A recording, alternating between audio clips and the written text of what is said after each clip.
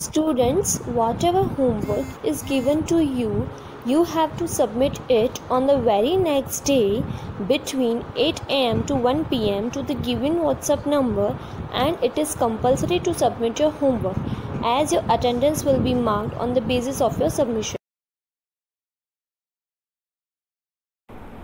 Hello बेटा, good morning. कैसे हो सब? मज़े में?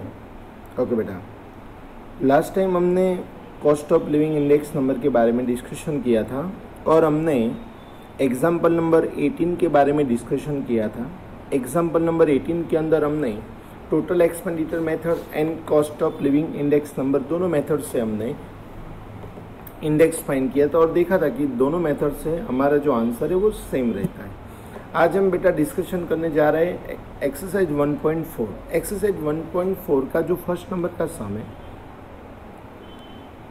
वो बेटा देखो, the following data are obtain from the family budget inquiry of middle class people, state the change in the cost of living in the year 2015 with respect to year 2013 by finding the index number. If the average monthly disposal income of family in the year 2030 is rupees 15,000, then obtain the estimate of the necessary average monthly disposal income in the 2015. यहाँ बेटा हमें वो question ऐसा कर रहा है कि कोई फैमिली 2013 के अंदर 15,000 रुपीज़ एवरेज इनकम थी, तो 2015 के अंदर इनकम कितनी होनी चाहिए बेटा? तो ये फाइंड करने के लिए पहले हमें cost of living index number find करना पड़े। तो वो फाइंड करने के लिए देखो हमारे पास ग्रुप दिया है, food, fuel, rent, clothing and miscellaneous expenses. हमारे पास फर्स्ट बेटा द वेट दिया है, तो पहले हमें वेट को हम क्या कहेंगे? डब्ल्यू कहेंगे। एक्सपेंडिचर इन 2013 एंड 2015, तो हमारे लिए ये जो है वो बेस ईयर बनेगा। तो बेस ईयर का एक्सपेंस यानी P0 और करंट ईयर का मतलब क्या होगा बेटा? P1। तो हमें बेटा यहाँ पहले हमारे पास W है, हम I फाइंड कर लेंगे P1 अपॉन P0 इंटू 100 करके बेटा। बाद में IW का बेटा मल्टीप्लाई करेंगे तो मल्टीप्लाई करने के बाद हम फॉर्मूला लिखेंगे कि भाई I is equal to sigma IW upon sigma W। तो हमें बेटा इंडेक्स मिलेगा 164.5। मान लो कि हमें इंडेक्स मिला 164.5 बेटा। तो यहाँ इसने 2013 जो है ना वो बेस ईयर लिया था और बेस ईयर की इनकम कितनी थी? तो कि 15,000। अभी करंट ईयर 2015 है, तो करंट ईयर का इंडेक्स कितना आया? 164.5। तो आपको बेटा लिखना होगा कि अगर बेस ईयर का इंडेक्स जब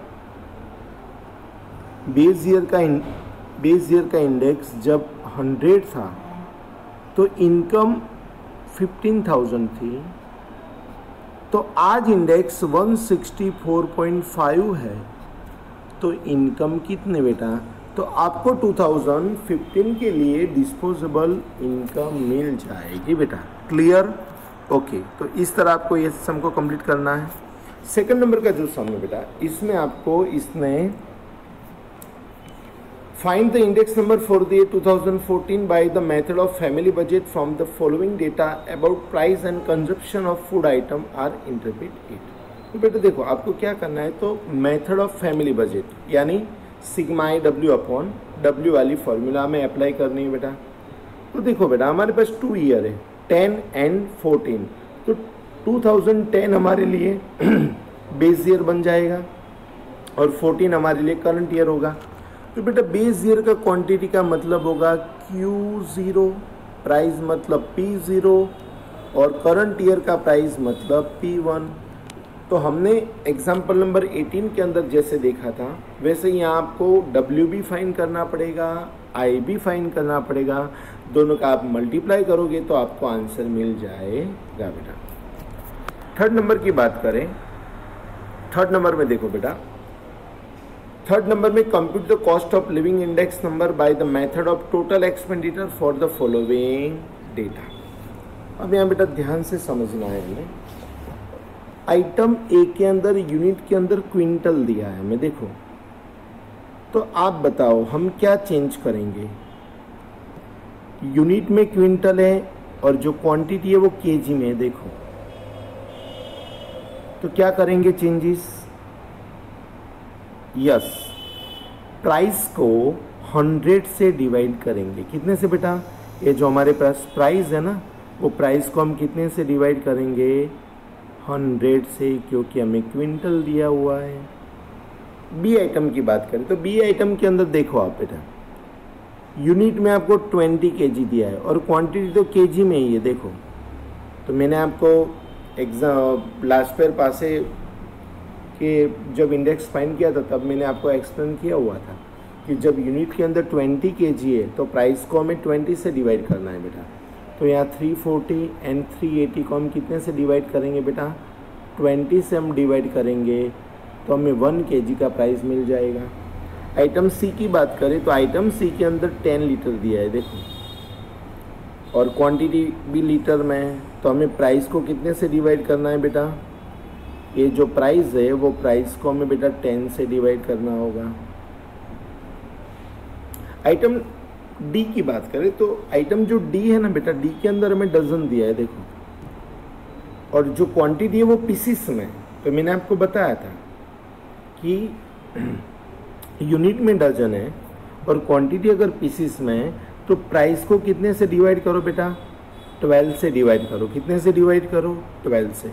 बट अगर आंसर प्रॉपर नहीं आ रहा है तो आप क्वांटिटी को भी डिवाइड कर सकते हैं 12 से। आप देख लेना कि भाई प्राइस को डिवाइड करने से आंसर प्रॉपर आ रहा है, अगर प्रॉपर आ रहा है तो नो प्रॉब्लम, बट अगर नहीं आ रहा, पॉइंट में आ रहा है, तो फिर आप क्वांटिटी को करोगे। आइटम ई के अंदर देखो बेटा, मीटर दिया है, अंदर भी मीटर है, बट यहाँ मीटर के आगे कुछ भी न्यूमेरिकल नहीं लिखा है, तो हमें कोई चेंज करने की ज़रूरत है नहीं। ओके बेटा, नेक्स्ट 4 नंबर। 4 नंबर के अंदर compute the journal index number. देखो यहाँ इसने जर्नल इंडेक्स नंबर वर्ड का यूज़ किया। जर्नल इंडेक्स नंबर बोले, फैमिली बजट बोले, कॉस्ट ऑफ लिविंग इंडेक्स बोले, वेटेड मीन बोले, कुछ भी बोले, यही फॉर्मूला होगी sigma I W upon sigma W. तो यहाँ तो देखो बेटा, आइटम के बाद वेट यानी डब्ल्यू दिया है हमें। इंडेक्स नंबर ऑफ प्रोडक्शन मतलब आई, यानी कि हमारे पास डब्ल्यू है, आई है, तो आई एंड डब्ल्यू दोनों का मल्टीप्लाई करेंगे तो हमारा आंसर बेटा आ जाएगा। हमें कुछ आगे कुछ करने की ज़रूरत है नहीं। तो लिखेंगे हम general index number is equal to sigma I W upon sigma W बेटा। ओके, नेक्स्ट बात करें बेटा 5 नंबर के सम की। तो 5 नंबर के अंदर देखो बेटा, the detail of expenditure on the clothing for the worker class of a region are as follows. Find the index number for clothing by total expenditure and family budget. दोनों method बेटा बोल दिया इसने, जैसे हमने एग्जाम्पल 18 के अंदर discussion किया था वैसे यूनिट के अंदर कुछ भी नहीं लिखा है। देखो बेटा, मतलब कि आपको यहाँ कुछ भी चेंज करने की ज़रूरत है नहीं, समझे कि नहीं, और अंदर भी कुछ नहीं लिखा है। तो ये जो यूनिट वाला कॉलम है वो आपको कुछ ध्यान में नहीं लेना है। Quantity in 2010, price in year 2010, price in year 2014। तो हमारे पास ये जो है बेस ईयर क्वांटिटी यानी Q0, बेस ईयर प्राइस यानी P0 and current year price यानी क्या होगा बेटा, P1 हो गया है। जैसे हमने एग्जाम्पल 18 के अंदर डिस्कशन किया था वैसे आपको पहले लास्ट ईयर का फाइंड करने के लिए P1 Q0, P0 Q0 ये दोनों से कर दोगे तो आपको टोटल एक्सपेंडिचर मिल जाएगा बेटा। बाद में आपको P0 Q0 यानी W भी वो मिल गया, तो आपको W का कॉलम एक्स्ट्रा बनाने की ज़रूरत है नहीं। बाद में हम आप I का कॉलम बनाओगे P1 अपॉन P0 इंटू 100 और बाद में आप IW का बना दोगे तो टोटल एक्सपेंडिचर मेथड भी मिल जाएगी sigma IW upon sigma W। तो ये जो बेटा हमने डिस्कशन किया वो एक्सरसाइज 1.4 का किया बेटा, तो एक्सरसाइज 1.4 जो है वो पूरी आपको कंप्लीट करनी होगी। बाकी डिस्कशन बेटा हम नेक्स्ट टाइम करेंगे। Okay bye.